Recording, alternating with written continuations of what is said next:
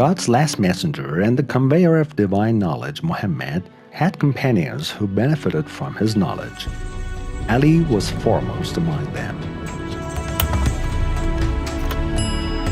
Ali is the only person who was miraculously born inside the Kaaba. His father was Abu Talib, uncle of God's last messenger, and the one who was Muhammad's ward since he was 8 years of age. After Muhammad started his mission, Abu Talib was his best supporter in his struggle against the Quraysh pagans. To the end of his life, Abu Talib committed himself to Muhammad's mission. Ali was under Muhammad's custody, and the Prophet himself nurtured, cultivated, and raised him. Ali was the first man to accept the Prophet's invitation to enter into Islam. At the start of the mission, in the first public meeting for inviting Mecca's grandee, the Prophet said about Ali, "O relatives of mine, know that Ali is my brother, executor of my will, and my successor among you."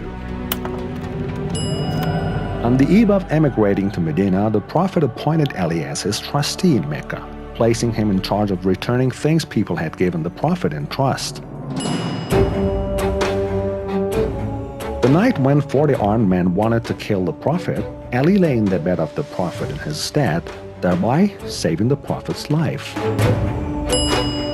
During the Battle of Uhud, Ali manifested such a degree of selfless sacrifice, laying his own life repeatedly on the line in order to save the Prophet's life, that Gabriel said, "This is the peak of sacrifice he is showing."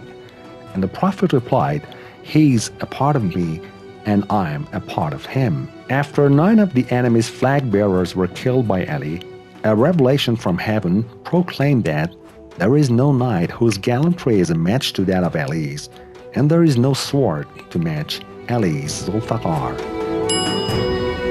During the Battle of the Trench, Ali defeated the pagan Arabs' greatest commander, hence saving Islam from certain ruin.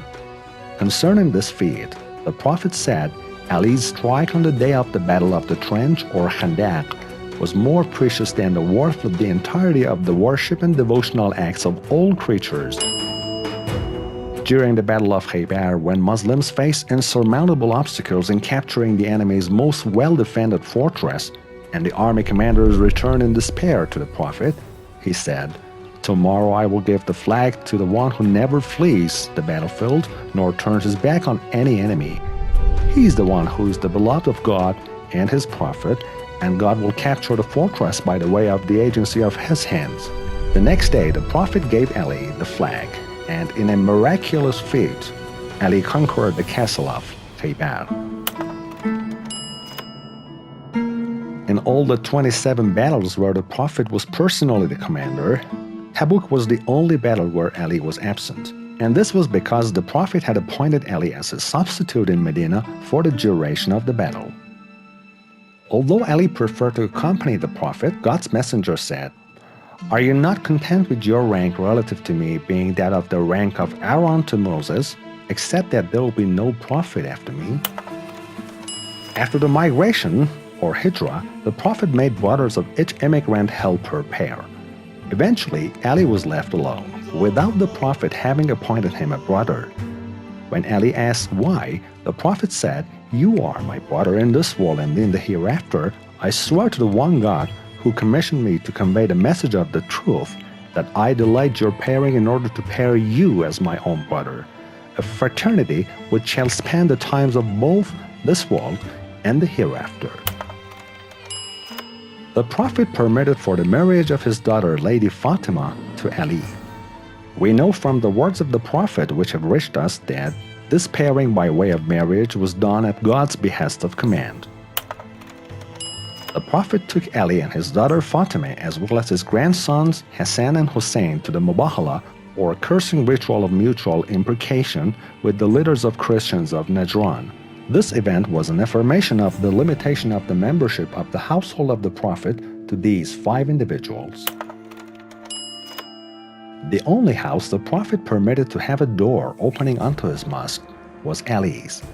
The Prophet, in response to objection by some of the companions to the favor thus bestowed on Ali, said, God has ordered me to close all doors opening to the mosque except that of Ali's house. Never did I order a door to be closed or to remain open on my own volition. Rather, I follow God's will in all matters. Ali was among the redactors and memorizers of the revelations. Moreover, he was the Prophet's special and trusted secretary and scribe. The Prophet sent Abu Bakr to convey the Surah al-Bara'ah, or the execration, to the idolaters of Mecca, but shortly afterwards decided to send Ali instead, instructing him to take the scroll from Abu Bakr and recite it to the Meccans. When Ali caught up with Abu Bakr and the latter returned to Medina, he despondently asked the Prophet whether there had been an ayah or revelation revealed with respect to him.